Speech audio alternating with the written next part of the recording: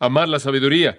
Habían personas que amaban la sabiduría humana y desarrollaron pequeños sistemas y la gente se sentía atraído a esos sistemas, de tal manera que habían divisiones de filosofía dependiendo de cuál era el grupo al cual usted pertenecía en Corinto.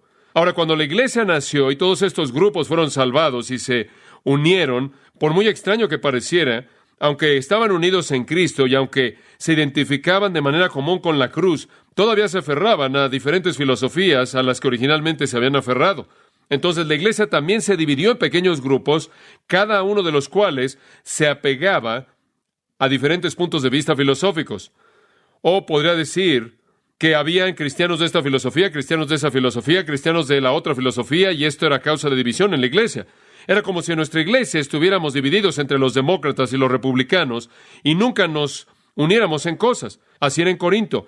Estaban todos divididos en pequeñas facciones, pequeños grupos filosóficos, porque cuando se convirtieron en cristianos todavía se aferraban a su filosofía.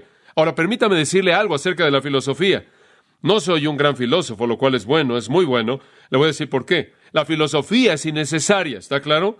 Es absolutamente innecesaria. Dice usted, ¿por qué? Porque cuando está correcta, va a estar de acuerdo con las Escrituras, ¿verdad?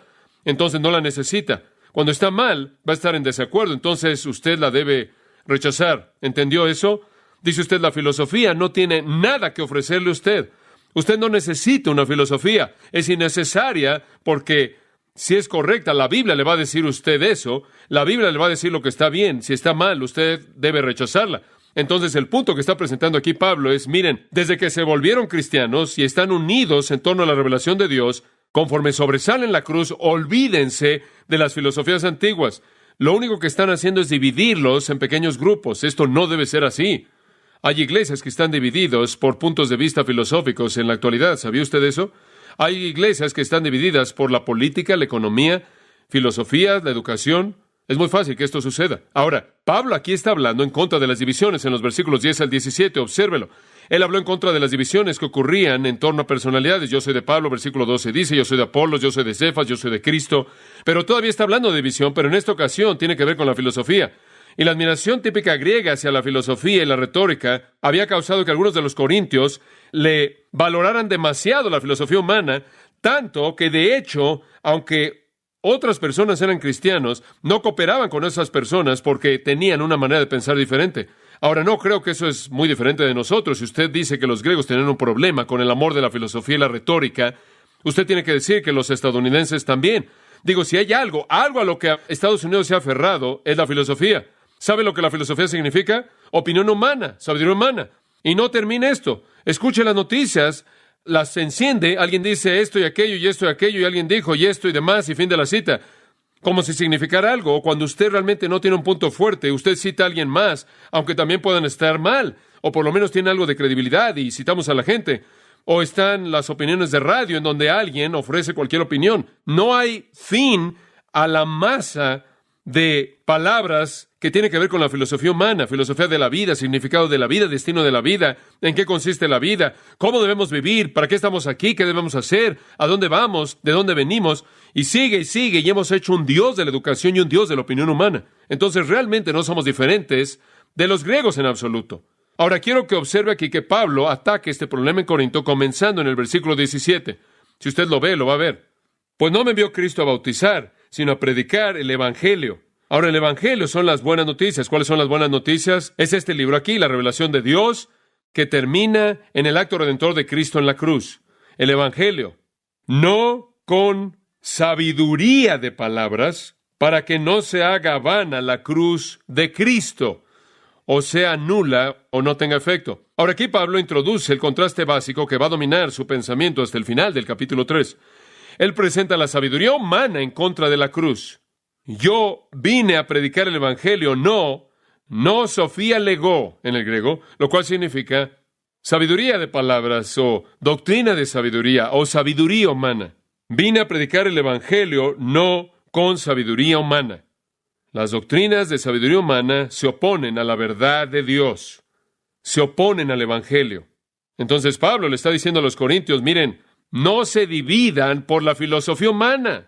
El Evangelio, la revelación de Dios, es lo único que es necesario. Toda la verdad que Dios quiere que usted tenga está aquí. no necesitan a un filósofo humano.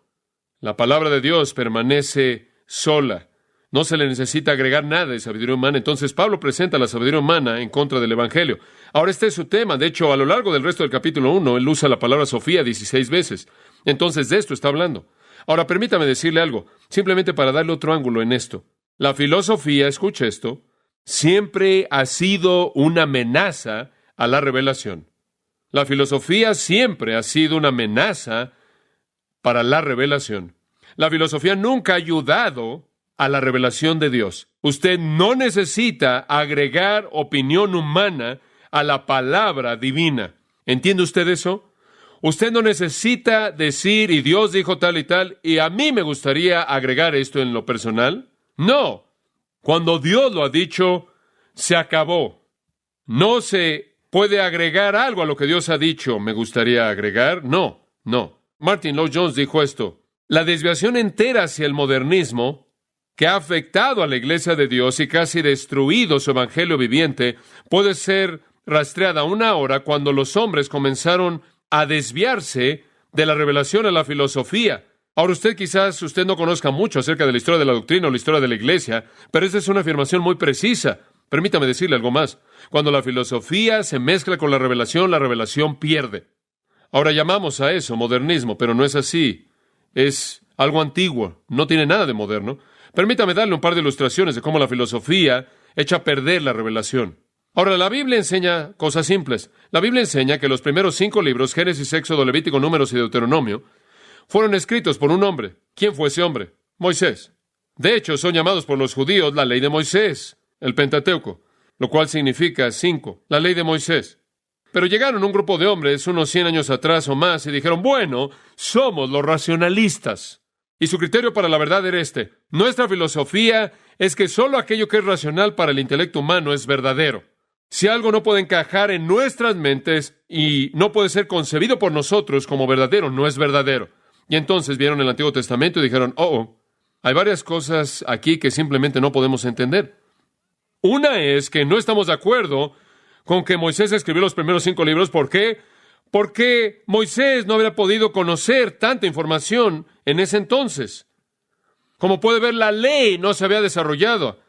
La evolución de la ley vino mucho tiempo después. Él no pudo haber escrito los 10 mandamientos en ese tiempo tan temprano. No. Entonces dicen, Moisés no lo escribió. ¿Quién lo escribió? Y vinieron y dijeron, J.E.P. y D. lo escribieron. Dice usted, ¿quién es esa persona? Dicen, cada vez que la palabra Jehová está ahí, ese es el escritor Jehová. Después está el Elohim.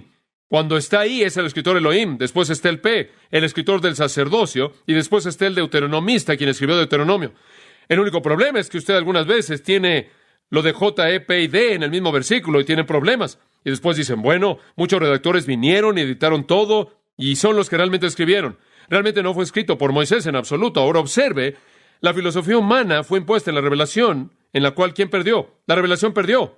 Permítame darle otra ilustración. La Biblia enseña algo simple. Moisés escribió esos libros y esas personas que dijeron que no podían haber tenido una ley, no muchos años después, cuando alguien descubrió el Código de Hammurabi, el cual era un sistema legal muy sofisticado que antecede a Moisés, mostró que estaban mal. Entonces, escuche eso. Segundo punto, tome por ejemplo la Biblia enseña que Dios creó las cosas, ¿verdad? Usted lee en Génesis 1, en el principio creó Dios los cielos y la tierra. En el primer día, el segundo día, el tercer día, el cuarto día, el quinto día, el sexto día.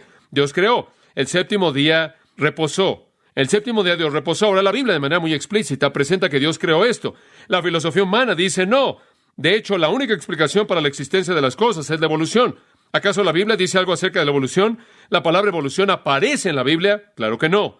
La Biblia no habla de evolución, pero la filosofía humana sí. Todo comenzó a partir de un lodo primitivo. Y en ese lodo había una cosa de una célula que realmente estaba muy, muy afligida por ser una cosa de una célula que era compañía, y entonces se dividió y se volvió 2, y después, claro, todo se salió de control y aquí estamos.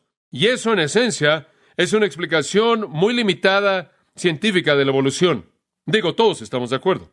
Muy bien, entonces usted tiene la Biblia, la cual dice Dios lo hizo en 6 días. Usted tiene la evolución, la cual dice que salió de un lodo primitivo y tomó millones de años. Y alguien viene y dice, bueno, claro que la Biblia emanó de Dios de alguna manera, yo creo eso, pero también creo en la evolución. Yo sé que vamos a inventar una evolución teística. Esto es, vamos a tener un conglomerado de ambos. Dios hizo el lodo, después la cosa evolvió, y cuando llegó al lugar del hombre, esto es lo que se llama creacionismo progresivo, llegó al lugar del hombre, Dios le dio al hombre un alma, y entonces Dios comenzó y Dios entró ahí, y el resto fue un proceso evolucionario, y usted tiene creacionismo progresivo o evolución teísta. ¿Y sabe lo que vuelve a suceder cuando la filosofía se impone en la revelación? La revelación se confunde y pierde. No necesitamos evolución, Dios no la necesita. Otra ilustración, y esto se vuelve más práctico. Tenemos en la actualidad algo que se llama ciencia, que no tiene nada de ciencia, bajo el título de psicología. Ahora, la Biblia habla de mucho de cómo vivir, ¿verdad? La Biblia habla mucho de cómo deshacernos de la culpabilidad, confesar su pecado. No conozco de una mejor manera. Nunca conocí alguna terapia que podía hacer tanto como la confesión podía. Nunca conocí de algún psiquiatra que podía librar a alguien del pecado, pero sé que Cristo sí. La Biblia habla mucho de eso. Habla mucho de consejería y exhortación, pero lo que sucede es que algunas personas toman la Biblia y se van a la universidad y reciben 14 años de educación freudiana e imponen a las dos y adivine quién pierde. La Biblia. Los patrones de vida y las Escrituras no necesitan que Freud les ayude. Dios no necesitó a Freud. Freud necesitaba a Dios.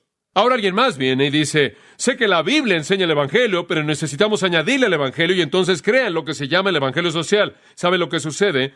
Poco después, el verdadero Evangelio se pierde. La filosofía no le hizo ningún favor a la revelación nunca.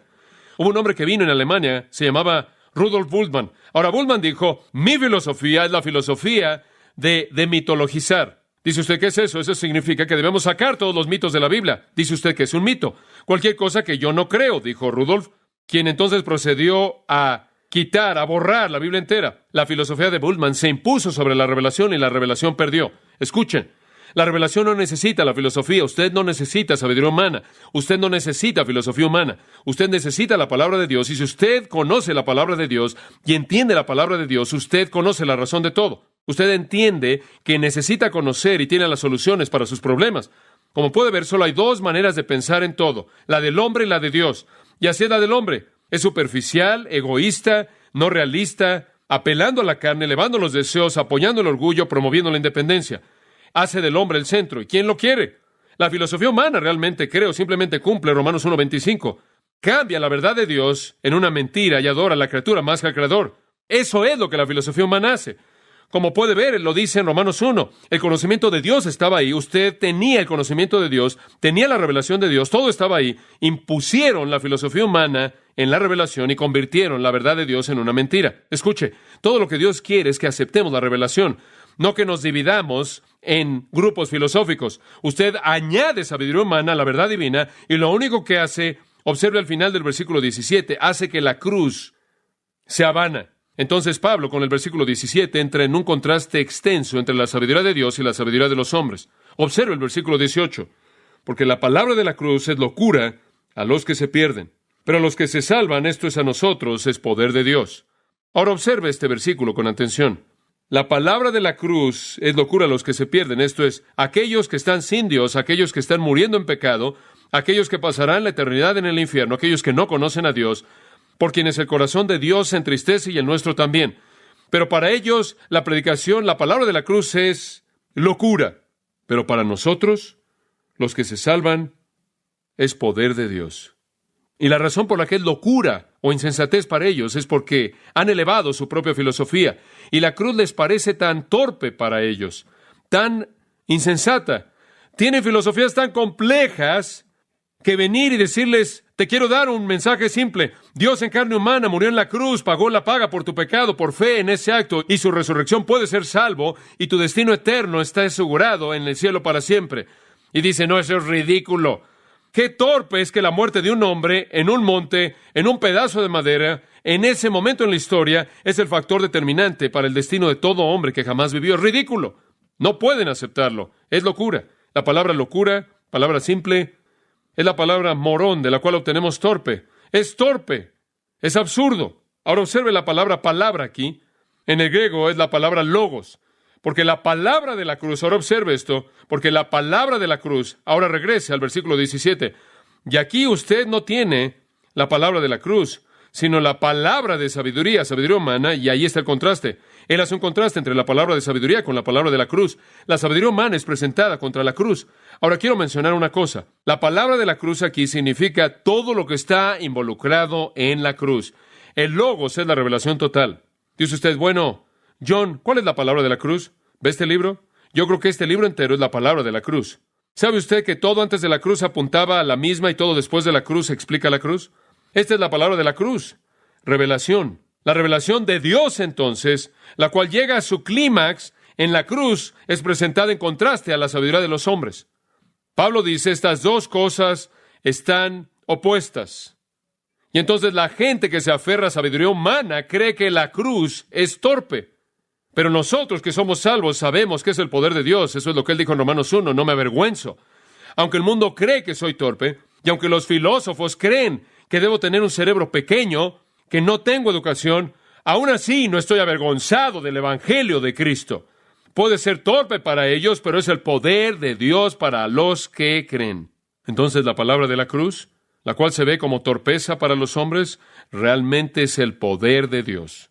Como puede ver, los hombres, debido a su racionalismo, debido a la elevación del ego humano, debido a que quieren sus propias filosofías, no se pueden postrar ante algo tan simple como eso. Y es simple, créame, digo Jesús mismo, dijo, a menos de que se convierta como un niño pequeño, no puede entrar al reino, es simple. No es una filosofía compleja. Pablo llega a Corinto, él llega en medio de muchas filosofías. ¿Qué vas a hacer? ¿Simplemente ofrecer otra filosofía y entrar en ese remolino de filosofías? ¿Sabe usted lo que él hace ahí? Observe el capítulo 2, versículo 2. Cuando yo llegué a Corinto, me propuse no saber entre vosotros cosa alguna, sino a Jesucristo y a ¿qué? Crucificado. ¿Sabe usted por qué dijo eso? Porque ya habían bastantes ideas que andaban por todos lados. Él no les iba a ofrecer otra filosofía. Simplemente habría sido otra cosa que colgar en la pared. Él quería darles algo que sería muy opuesto a lo que ellos creían. Algo muy simple, no complejo. Algo muy histórico, no etéreo. Algo muy concreto y objetivo, no subjetivo y nebuloso. Y les dio la cruz. Y él la mantuvo arriba, la exaltó, la levantó en Corinto durante por lo menos 18 meses. Esa es la cantidad de tiempo que él se quedó ahí. Y sabe una cosa, usted estudia las religiones humanas, pero no las estudie por mucho tiempo, porque hay muchas otras cosas como cortar el césped y cosas así, pero estudie la filosofía humana por unos minutos y sabe lo que usted va a descubrir, que toda religión que el hombre jamás ha desarrollado, y él ha desarrollado todas ellas, excepto el cristianismo, es compleja. Eso apela a su cerebro, a su ego. Es compleja. El hombre no va a aplastar su ego para rebajarse a nivel de la simplicidad de la cruz y el hecho de que él reconoce que no importa lo que él cree y no importa lo inteligente que sea, pero usted no es salvo a través de su intelecto, sino a través de la fe. Él no quiere llegar a ese punto. Como puede ver, a él no le gusta la cruz, porque si usted llega a la cruz, usted tiene que admitir que es un pecador, y eso no le gusta a él tampoco, y ese es el problema. Pero la cruz todavía es el punto. La revelación de Dios culmina en la cruz. Pero ¿sabe una cosa? La filosofía humana no lo entiende. Para darle una ilustración, ¿sabe que Pedro ni siquiera lo entendía? Pedro tenía una filosofía. La palabra filosofía podríamos usar la palabra opinión. Pedro tenía una opinión. Él pensó que el Mesías vendría y establecerá su reino y todo simplemente será maravilloso. Jesús dijo un día en Mateo 16, voy a morir. ¿Se acuerda cómo Pedro reaccionó a eso? No, Señor, no vas a morir. Oh, está bien. Una cosa que la revelación no necesita es la opinión de Pedro. Pero como puede ver, la filosofía de Pedro estaba opuesta a la verdad, y entonces Jesús le dijo, quítate de delante de mí, Satanás, tienes una filosofía satánica. Fueron al huerto y los soldados vinieron a capturar a Cristo. En Juan 18, Pedro sacó su espada y trató de cortarlos. Jesús le dijo, quita eso, ¿no has entendido el mensaje todavía? Finalmente, después de la cruz, él entendió. En Hechos 3, él está predicando ahí y él dice, estas cosas que Dios había anunciado antes por la boca de los profetas que Cristo debía sufrir, él así cumplió. Él se oye como un verdadero experto. No fue sino hasta después de la cruz que él entendió la cruz. Más adelante, cuando escribió su carta de 1 Pedro 2:24, dice, quien él mismo llevó nuestros pecados en su propio cuerpo en el madero. Como puede ver, Pedro aprendió el significado de la cruz, pero al principio su filosofía se oponía a la cruz. No podía verlo, no podía entenderlo. Como puede ver, era como cualquier otro judío para él, viendo el versículo 23. Cristo crucificado es para los judíos un ¿qué? Tropezadero, pero a los gentiles o a los griegos es locura. No encaja en la razón humana, no pueden racionalizarlo, como si el intelecto fuera la autoridad. Entonces el contraste es establecido en los versículos 17 y 18. La cruz es el poder de Dios para salvación. Nos salva, pero al mundo inmerso en sabiduría humana es torpe. Ahora, con eso como introducción, del versículo 19 hasta el capítulo 2, versículo 8, Pablo da 5 razones por las que él considera la sabiduría de Dios superior a la del hombre. Y estas son realmente buenas. 5 razones por las que Pablo considera la sabiduría de Dios superior a la sabiduría del hombre. Razón número 1, la sabiduría de Dios es permanente. Su permanencia. Versículos 19 y 20. Ahora, esto es muy interesante. Aquí Pablo usa un pasaje del Antiguo Testamento para mostrar que la sabiduría del hombre va a ser hecha a un lado, que es muy temporal. Observe el versículo 19. Y Pablo cita Isaías 29, 14.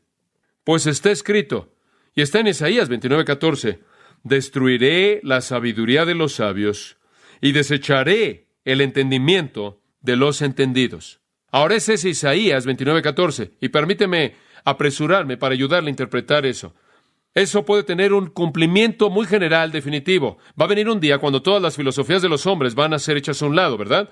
Cristo va a reinar como Rey de Reyes. Cuando toda la sabiduría del hombre se convierte en cenizas. El periodo de tribulación, conforme lo estudiamos en el libro de Apocalipsis, es la desintegración de toda la sabiduría del hombre. Pero tiene más que tan solo un cumplimiento futuro. Isaías 20, en el momento en el que fue dado, como muchas profecías, tiene un cumplimiento inmediato y un cumplimiento futuro. Y esto es lo que estaba pasando cuando Isaías dijo eso. Había un rey. Su nombre era Sennacherib, y quizás usted escuchó de él. Él era un rey muy poderoso, y él era rey sobre una nación llamada Siria. Y ellos querían conquistar Judá, la tierra de Israel. Y entonces decidieron atacar Judá. Dios, a través del profeta Isaías, le dice a Judá, no se preocupen, la liberación va a venir, Sennacherib va a fracasar en su conquista. Pero, Dios dijo, no será debido a sus hombres sabios. No será la estrategia de los asesores políticos del rey Ezequías, quien era el rey de Israel en ese entonces, o el rey de Judá. No será debido a la inteligencia política y los trucos secretos de estos asesores sabios. No, ustedes no van a escapar de la mano de los asirios debido a su propia sabiduría. Dios dice, yo mismo lo voy a hacer porque yo quiero demostrarles la impotencia y la temporalidad de la sabiduría humana. Cuando a su sabiduría se le han acabado las opciones, simplemente voy a destruirlos a todos. Yo lo voy a hacer por mí mismo y voy a hacer todo lo que su sabiduría no puede hacer. Y bueno, esa es una promesa bastante grande. Sennacherib tenía un ejército enorme. Dice usted, si Dios va a enfrentar a Sennacherib, hombre, realmente va a tener que hacer algo fabuloso, y lo hizo. ¿Sabe usted lo que él hizo? Él simplemente llamó a un ángel. Es correcto, un ángel. Dice usted, ¿qué pasó? Le leí lo que pasó. Todas esas personas sabias en Israel, o todos esos asesores políticos que tenían toda la estrategia tan inteligentes, todas las huestes del ejército de Israel, Dios dice, ven aquí, ángel, el ángel del Señor salió. Es él, es el mismo. Y él mató en el campamento de los asirios a 185,000. Un ángel mató a 185,000. Y después, esto es bastante interesante, él dice, y cuando se levantaron temprano por la mañana, y aquí estaban muertos. Maravilloso. Despertaron y descubrieron que estaban muertos. No, algunos se levantaron y descubrieron que 185,000 estaban muertos. Ahora escuche, ¿sabe lo que eso dice acerca de los ángeles? Creo que entiende. No se meta con ellos. Lo que todos los asesores políticos de Israel no pudieron hacer, todo lo que la sabiduría y conocimiento e inteligencia de lo mejor del pueblo no pudo hacer, Dios lo hizo con un ángel. Y él dice, simplemente voy a aplastar su sabiduría, la voy a hacer a un lado, no la necesito. Dios siempre le dijo a Israel, yo voy a pelear por ustedes. ¿Sabe una cosa? Tenemos la idea equivocada. Queremos resolver todo por nuestra propia ingenuidad en lugar de que Dios lo haga. Entonces Pablo usa ese pasaje. Y esto es algo fantástico. Oh, por cierto, no solo eso, sino que más adelante, Sennacherib regresó y vivió en Nínive, la cual era la capital de Asiria, y sucedió que conforme estaba adorando en la casa de Nisroch, su dios, que Adramelech y Sharezer, sus hijos, lo mataron con una espada, escaparon a la tierra de Ararat, y Esaradón, su hijo, reinó en lugar de él. Entonces, inclusive, él fue matado por sus propios hijos. Como puede ver, Dios no necesitó nada de la sabiduría de Israel. Y ese es el punto. Ahora usted puede regresar a 1 Corintios 1:19. Pablo dice, miren, ustedes conocen el pasaje de Isaías. Dios nunca necesitó sabiduría humana. Dios nunca necesitó entendimiento humano. Proverbios lo dice de esta manera en el 14:12. Hay camino que le parece derecho al hombre, pero su fin es camino de muerte. Y sabe una cosa, siempre hay personas que quieren dar su opinión. Bueno, yo creo esto y aquello. Bueno, yo creo que una de las razones por las que tantas personas no vienen a la Biblia, no vienen a la iglesia, no estudian el cristianismo, es porque su propia filosofía, de cualquier manera, se tambalea tanto que simplemente no creen que va a poder sostenerse. Y sabe una cosa, prefieren enmascararse a sí mismos, colocar su cabeza en la arena y simplemente ser sepultados y mantener sus dedos eternos cruzados. Escuche, Jeremías 8:9.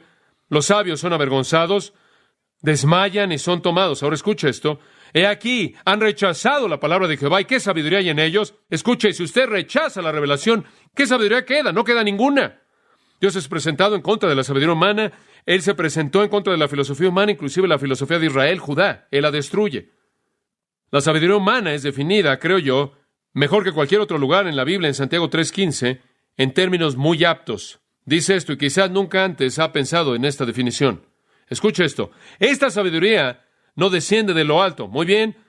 Sabemos qué sabiduría es, ¿verdad? No es la sabiduría de Dios, es la del hombre. No viene de arriba. Es simplemente sabiduría del hombre. Ahora escuche. Es terrenal, animal y diabólica.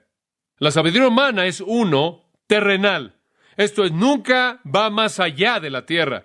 Realmente nunca entiende la realidad sobrenatural. Es terrenal. 2, animal o sensual. Se basa en deseo y concupiscencia humana. 3, demoníaca, diabólica, su fuente es Satanás. Eso es la sabiduría humana. Ahora eso, amigos míos, es presentado en contra o en contraste a la sabiduría de Dios. ¿No está de acuerdo usted? Eso es Santiago 3:15. Entonces él dice, está escrito, es permanente. La sabiduría de Dios es permanente. El versículo 20 hace algunas preguntas. Realmente es una pregunta con 3 partes. ¿Dónde está el sabio? ¿Dónde está el escriba? ¿Dónde está el disputador de este siglo? ¿Dónde están todos los inteligentes que resuelven todos los problemas? ¿No estamos gritando eso en este momento? Digo, hemos hablado tanto de lo grande que es la educación y cómo nos hemos educado nosotros mismos y nos hemos metido en problemas que no podemos resolver. Claro, nunca podremos resolverlos. Y sabe una cosa, la sabiduría humana nunca resolvió nada. Toda nuestra educación realmente nunca resolvió nada. Dice usted, espera un momento. Solemos vivir ahí en el bosque y ahora estamos en ciudades y en hogares, es correcto. Y estamos igual de putrefactos aquí como estábamos ahí. No hemos cambiado. Nada más estamos más cómodos. ¿Sabe una cosa? Nuestra inmoralidad no se comete en el bosque, se comete en hoteles elegantes. No es diferente. Simplemente hemos hecho que nuestro pecado sea más cómodo. La sabiduría humana a lo largo de la historia del hombre, nunca ha resuelto ningún problema real. Nunca. Simplemente nos hace estar más cómodos con nuestros problemas. Eso es todo. Y entonces Dios dice, ¿dónde están las personas sabias? ¿Dónde están todas estas personas sabias? Y él cita aquí Isaías 19:12. Y es muy interesante, porque en Isaías 19, Dios estaba hablando al Egipto, y él dice, Egipto, se acabó. Has seguido a dioses falsos, y has adorado a dioses falsos, y has negado mi verdad, y vas a ser juzgado. ¿Y se acuerda usted de esa gran profecía en contra de Egipto, que los ríos se secarían y el mar ya no les daría más agua? Y Memphis será destruida, la gran ciudad, la capital y todas estas cosas. Y cuando todo eso fue hecho, entonces Isaías dice, ¿en dónde están sus hombres sabios? ¿Quién va a ofrecer la solución ante la destrucción de Dios? La respuesta es que no quedó nadie. Dice en Isaías 19, buscaron a los adivinadores y a los médiums y a los hechiceros. ¿Y sabe usted qué respuestas tuvieron? Ninguna. No hay ninguna respuesta. Ahora, ¿dónde están los sabios? Y él dice en la segunda respuesta, ¿dónde está el escriba? ¿Dónde está el escriba? Y este es el escritor, y de hecho, de nuevo es Isaías 33:18, donde usted encuentra esa afirmación. Y tenía que ver de nuevo con los asirios. Los asirios, cuando enviaron a su ejército, enviaron a escribas. ¿Sabe usted lo que hacían los escribas? Tenían que escribir, registrar todas las cosas que se llevaban cuando se llevaron a Israel. Tenían que enlistar todo el botín. Tenían que registrar todo el tributo que tenía que ser presentado. Tenían que escribir todo lo que era llevado en la victoria. ¿Sabe lo que pasó? No se llevaron nada en victoria. Y los escribas no tenían nada que escribir. Y entonces Isaías dice, ¿dónde están los escribas? No hay ninguno. Después él dice, ¿dónde está el disputador de este siglo? Y esto no creo que tiene una contraparte en el Antiguo Testamento. La palabra disputador aquí es la misma palabra griega que se usa para discutir acerca de filosofía. ¿Dónde están ahora sus argumentos filosóficos? Miren, ¿dónde están las personas versadas en filosofía? ¿Dónde están las personas versadas en literatura, los escribas? ¿Dónde están las personas versadas en retórica? ¿Dónde están cuando los necesita? Toda su sabiduría es insensatez. ¿Sabe una cosa? Tengo ese sentimiento en el mundo en la actualidad, ¿no es cierto? ¿Quién conoce alguna respuesta? Ninguno de ellos. Entonces, para presentar de manera clara la futilidad y fatalidad de la sabiduría humana, Pablo de manera sarcástica dice, ¿dónde está el sabio? ¿Dónde está el escriba? ¿Dónde está el disputador de este siglo?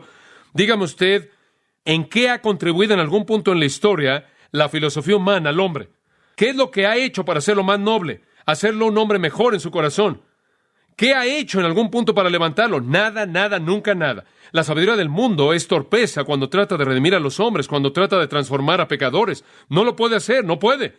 Y entonces, ¿no ha enloquecido Dios la sabiduría del mundo? Dios simplemente hizo que se viera torpe. La filosofía es tan torpe, y no estoy hablando de la ética, no estoy hablando de la bondad y el amor. Simplemente estoy diciendo que ninguna de estas filosofías humanas, no importa lo bueno que parecen en la superficie, realmente llegan al fondo del problema. Y eso es el alma eterna del hombre. Entonces Dios en sabiduría permitió que los hombres educados del mundo buscaran mediante su sabiduría mundana la solución al sufrimiento del hombre. Y lo vieron y tenían filosofías y más filosofías y más filosofías. ¿Y sabe qué pasó? Nunca llegaron a descubrir el secreto. Realmente nunca llegaron al fin de toda la sabiduría humana.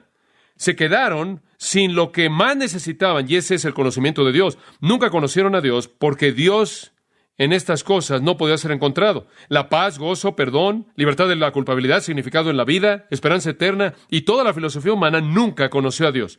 Eso es lo que Pablo dice. Simplemente es algo torpe. Pensaron que la cruz era torpe, fue su filosofía la que era torpe. Entonces Dios entra a hacer lo que la sabiduría humana nunca pudo hacer, y eso nos lleva al segundo punto, y simplemente vamos a ver el primer versículo del segundo punto. Pablo dice, la sabiduría de Dios es superior a la de los hombres debido a su permanencia y, en segundo lugar, a su poder. Puede hacer lo que la sabiduría del hombre nunca hizo. Observe el versículo 21.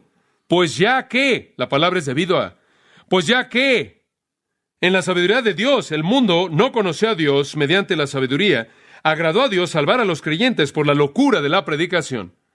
Ahora observe, dice, el mundo con toda su sabiduría nunca conoció a Dios, nunca alcanzó la meta definitiva del hombre de conocer a Dios. Y entonces, debido a que la sabiduría del hombre no lo pudo hacer, Dios lo hizo a través de la cruz. El mundo de los hombres, con toda su sabiduría, simplemente piensa en esto. Hemos tenido filósofos y hombres inteligentes por mucho tiempo. ¿Qué saben y qué ofrecen?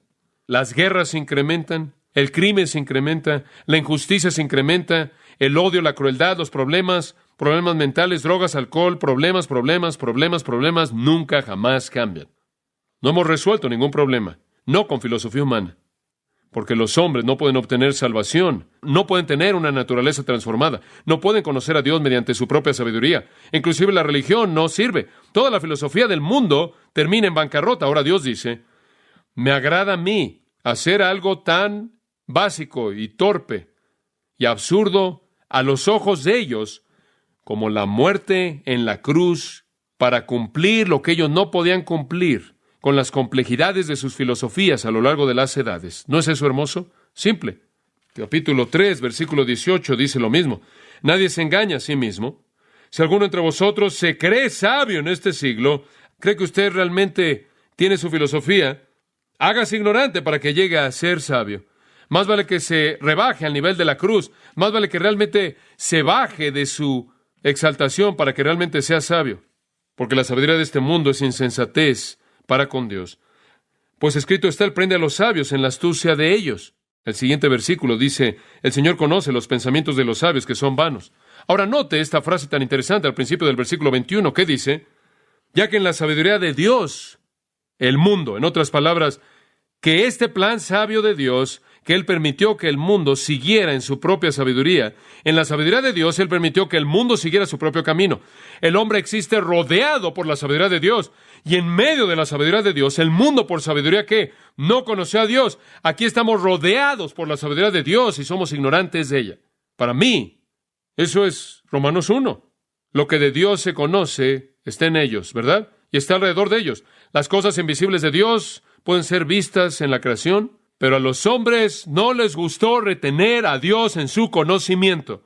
Se volvieron de Dios, convirtieron su verdad en una mentira, adoraron a la criatura más que al Creador, comenzaron a adorar imágenes. Aquí está el hombre rodeado por la sabiduría de Dios. Cada vez que ve un monte, cada vez que ve su mano, ve la sabiduría de Dios, las estrellas, las complejidades de la naturaleza, él ve la sabiduría de Dios. Y él aplica su propia sabiduría, rechaza la sabiduría de Dios y nunca conoce a Dios. Piensa en esto. El astrónomo ve su telescopio y ve estrellas, pero no a Dios. El científico natural estudia su biología y la botánica y lo que sea, y termina con la evolución sin una fuente. La religión crea un Dios que no es un Dios y después se postra ante eso que no es Dios. ¿Sabe una cosa? Es como a los griegos les gustaba resumir. La filosofía griega estaba centrada en una gran ciudad. ¿Cuál era esa ciudad? Atenas. El pináculo de Atenas era el Areópago, el gran monte Marte. Pablo caminó ahí, al Areópago, donde se reunían todos los filósofos griegos, y allá había un gran altar. Él se acercó ahí, y esto es lo que decía: al Dios no conocido. ¿No es eso interesante? Con todo lo que conocían, lo que no conocían era lo más obvio: Dios. En medio de la sabiduría de Dios, versículo 21, el mundo no conoció a Dios mediante su propia sabiduría. Aplicaron lo equivocado. En lugar de aceptar la revelación, tomaron su propia sabiduría y no conocieron a Dios. La sabiduría humana no sirve. Me encanta esta parte. Agradó a Dios salvar a los creyentes por la locura de la predicación. Como puede ver, Dios simplemente para mí es el golpe más grande posible en contra de toda la complejidad de la sabiduría humana. Dios hizo algo tan simple, y mediante lo más simple que Dios hizo, Él hizo lo que todos los filósofos y hombres sabios de todas las edades nunca pudieron hacer. Ahora eso lo coloca en la perspectiva correcta, ¿verdad? Los más sabios de los hombres sabios son torpes comparado con lo más simple del Dios sabio. La locura de la predicación, la torpeza de la carígmatos. Ahora observe la palabra predicación. Esa es una mala traducción. No es la palabra evangelizo, predicar el evangelio en el griego, es la palabra caruso, proclamar, es la palabra carígmatos. No tiene que ver con el acto de predicación, es el contenido del mensaje, el carigma, el mensaje, el contenido. Lo que está diciendo es esto: agradó a Dios por la torpeza del evangelio, el contenido de la cruz, salvar a aquellos que creen. La predicación no es la idea de que la predicación es locura o insensata. Alguna predicación es torpe, estoy de acuerdo con eso, pero ese no es el punto. El punto aquí es la torpeza, la locura del evangelio mismo. Algo tan torpe, algo tan bajo, algo tan simple, algo tan desagradable para los judíos es tropezadero, es insensato. Pero fue eso insensato, eso simple, Jesús muriendo en una cruz. Usted no tiene que ser inteligente. Usted solo tiene que ser, ¿qué? Lo dice al final del versículo 21. Salvar a los intelectos, dice que salvar a los que tienen un doctorado en filosofía, salvar a los sabios, salvar a ¿quiénes? A los que creen. Me da tanto gusto. ¿A usted no le da gusto? ¿No sería terrible si solo las personas inteligentes se salvaran? Hombre,